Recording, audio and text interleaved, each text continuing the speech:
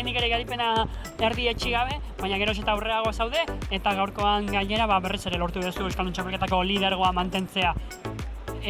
Iristear dago?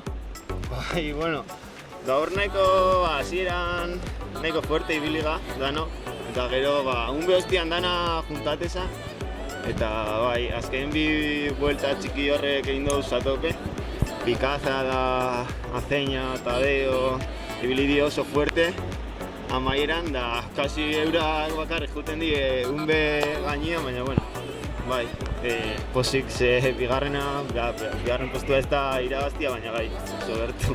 Azken bi itzulietan lasterketa asko puskatzea bilatu duzu.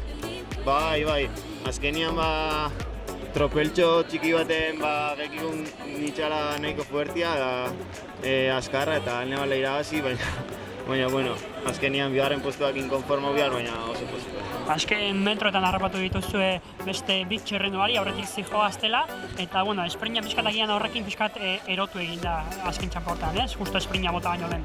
Bai, unbe hostian dan apurtua, baina gero bajadan zondikarut barrio juntagoa oiko talde bat, eta gero onarte laukizeko metal arte dana da gora bera, eta oso pestozua itzen da maiera, eta bai, oso eruak izan di azken kilometro horrek, eta gau da biko ramaierako repetxio baten, eta hartu da bezor 20 segundu, da bai, kosta asku harrapatzia, baina bueno, hemengo kilometro bat faltan gomur batek atakau dau, eta bai, ipinaz erru beran da gero esprinean alne honik eta hobeto.